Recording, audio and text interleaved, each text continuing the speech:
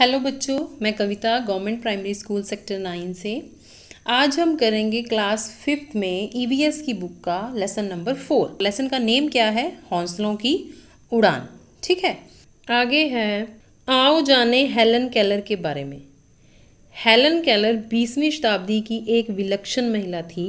2 साल की उम्र में एक गंभीर बीमारी ने उनकी देखने व सुनने की शक्ति छीन ली। हेलन ने अपनी अक्षमता को स्वीकार किया। वह उसके नेक्स्ट पेज पे आते हैं 26 पे, उसके अनुरूप अपने आप को ढाला। अब ये राइट साइड में उनकी पिक्चर भी दी गई है हेलन केलर की। इनको क्या समस्या है हेलन केलर को? हमने पिछले लास्ट लाइन में पढ़ा है कि देखने व सुनने, ना तो वो देख सकती हैं और ना ही वो सुन सकती हैं। फिर भी आगे उन्होंने क्या किया आप जानेंगे उसके बारे में। मई 1888 में हेलन बोस्टन स्थित पार्किस इंस्टीट्यूट फॉर द ब्लाइंड संस्थान में दाखिल हुई। 24 वर्ष की अवस्था में कला स्नातक की डिग्री हासिल करने वाली वह पहली दृष्टिबाधित एवं बधिर महिला थी। इसको अंडरलाइन किया जाए, सभी बच्चे इसको अंडरलाइन कर लें कि वो पहली दृष्टिबाधित व बधिर महिला थी जिसने बैचलर की डिग्री ली। ठीक है, और ये बहुत बड़ी बात है। ना हमें दिखाई दे रहा है, ठीक है ना हमें दिखाई दे रहा है और ना हमें सुनाई दे रहा है, फिर भी हम इतनी बड़ी उपलब्धि हासिल कर रहे हैं, तो बहुत बड़ी चीज़ है ये। दूसरों के साथ पारस्परिक संवाद संभव करने के लिए प्रतिबद्ध हेलन ने बातचीत करने सीखा।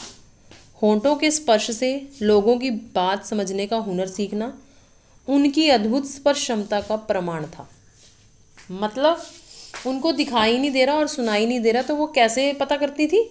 जो इंसान बोल रहा है उसके होंठों पे हाथ रख के पता करती थी वो कैसे बोल रहा है, और उसको वो समझ के फिर उसे पता चल जाता था कि वो क्या बात करना चाह रहा है या क्या बात वो कह रहा है। हेलन केलर ब्रेल तथा हाथों के स्पर्श से सांकेतिक भाषा समझने में भी निपुण थी। हेलन केलर को घूमने, खेलने, पशुओं के साथ रहने, थिएटर देखने, समुद्री यात्रा करने का शौक था। उन्हें ग्रामीण परिवेश से प्यार था। सामाजिक कार्यों के लिए हेलन को कई बार सम्मानित किया गया। उन्होंने नेत्रहीनों के लिए कई महत्वपूर्ण कार्य किए। ठीक है, अब जरा राइट साइड में देखें, ग्रीन बॉक्स बना हुआ है। सांकेतिक भाषा बात बताने और समझने का एक और भी तरीका है। शरीर के हाव भाव और संकेतों से बात बताना व जानना। इसमें बोलने वाले व्यक्ति के होंठों के हिलने और चेहरे के भावों को ध्यान से देखा जाता है। शरीर के हाव भाव और संकेतों से, शरीर के हाव भाव एक्सप्रेशन से या हम संकेत देते हैं कोई, उससे भी हम पता कर सकते हैं कि दूसरा इंसान हमें क्या बोल रहा है। जो लोग बोल नहीं सकते वे कुछ संकेतों के माध्यम से अपनी बात समझाते हैं। इसी प्रकार के कुछ संकेत नीचे दिए गए हैं, इन्हें ध्यान से देखो और ऐसे ही कुछ संकेत तुम स्वयं बनाओ और अपने साथियों के साथ इन संकेतों में बात करो। मतलब जो लोग बोल नहीं सकते हैं वो संकेतों के माध्यम से अपनी बात समझाते हैं। जैसे कि नीचे देखो कई पिक्चर्स दे रखी हैं और हाथ, सिर्फ हाथ का यूज़ किया गया है संकेतों को बताने के लिए। किस तरीके से हम हाथ को यूज़ करके कौन सा वर्ड कह सकते हैं, राइट। एक उन्हें ऊपर हेड पे रखा हुआ है अपना हैंड, और थंब को अंदर को फोल्ड किया हुआ है और उसका मीनिंग है हेलो। सेकंड, सिंपल आगे हैंड कर दिया अपना, थंब को फिर से उसको मोड़ा हुआ है तो उसका मीनिंग है गुड बाय। थर्ड में क्या है, उसने अपने यहाँ हाथ रखा हुआ है और उसका मतलब है कृपया। उसके बाद फिर अपने हाथ को उसने दूसरे तरीके से मोड़ा है, हेड के ऊपर रखा है तो उसका है आपका स्वागत है। फिर हैंड में फिंगर्स को मोड़ लिया गया है तो उसका मतलब है हाँ। उसके बाद फिर से उसने अपने ऊपर हाथ रखा है, हाथ को मोड़ दिया है, उसका मीनिंग है माफ़ करना। नेक्स्ट, फिर उसने हैंड को अपने चिन पे लगाया, उसका मीनिंग है धन्यवाद। 2 फिंगर्स दिखाई जा रही हैं और एक थंब दिखाया गया, उसका मतलब है नहीं। और दोनों हैंड्स को थंब की डायरेक्शन में दिखाया गया, वो है कौन सा। अब पेज नंबर आते हैं 27 पर। 27 पेज पे हैं हमारे क्वेश्चंस, जो हमने लेसन रीड किया है उसके रिगार्डिंग ये क्वेश्चंस आ जाते हैं। फर्स्ट क्वेश्चन है, विशेष आवश्यकताओं वाले किन्हीं 5 व्यक्तियों के बारे में पुस्तकों, इंटरनेट आदि से पता लगाओ जिन्होंने विशेष उपलब्धियां प्राप्त की हैं। ये काम आप लोगों का है। अपनी ढूंढें, इनको बुक्स में देखें या इंटरनेट पे सर्च करें और 5 व्यक्तियों के बारे में लिखें।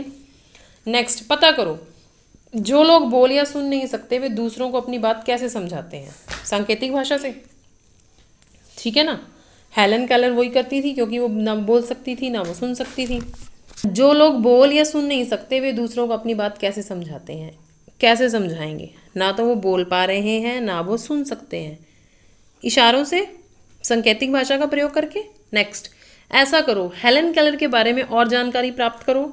स्कूल की लाइब्रेरी से कुछ महान व्यक्तियों की जीवनी संबंधी पुस्तकें लेकर पढ़ो, ठीक है। ऑलमोस्ट ये तीनों क्वेश्चंस खुद से सोच के, सर्च करके, बुक्स में से या इंटरनेट की हेल्प से हमने करने हैं, ओके। नेक्स्ट क्वेश्चन आता है कि आओ परखें क्या सीखा। संयुक्त परिवार के कुछ सदस्य किन कारणों से दूसरे स्थानों पर रहने के लिए चले जाते हैं? क्यों चले जाते हैं वो एक दूसरे स्थानों पर? जॉब का ना होना, अच्छी सुविधाएं प्राप्त ना होने के कारण दूसरी जगह पे जाते हैं। ये भी हो सकता है कि बच्चों को अच्छी एजुकेशन देनी है, उसके लिए भी जाते हैं। और कहीं पे रोज़गार के अवसर ज़्यादा अच्छे मिल रहे होते हैं, पहले वाले में उतने अच्छे नहीं होते, तो हम उसके लिए भी चले जाते हैं, ठीक है।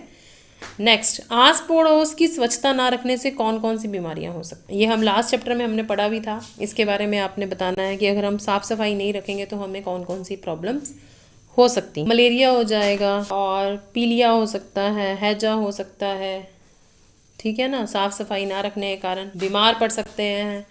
और क्या प्रॉब्लम्स हो सकती हैं ये आपने सोच के लिखना है। नेक्स्ट, फिलअप्स आ जाते हैं, रिक्त स्थानों की पूर्ति। ऊपर बॉक्स में ऑप्शंस दी हुई हैं, नीचे हमें फिलअप दिया हुआ है, उसमें हमने फिल करना है। जो लोग देख नहीं सकते वे डैश लिपि से पढ़ते हैं, ब्रेल लिपि से, ठीक है। हेलन केलर पहली दृष्टिबाधित व बधिर स्नातक महिला थी। नेक्स्ट, ब्रेल लिपि में 6 बिंदु होते हैं। स्क्लेरोसिस रीढ़ की हड्डी की एक समस्या है। ब्रेल लिपि के जनक लुई ब्रेल हैं। तो ये चैप्टर हमारा यहाँ पे ख़त्म होता है। उम्मीद है सबको लेसन ठीक से समझ आ गया होगा। एक बार ये सारा चैप्टर खुद से भी पढ़ें अपने आप,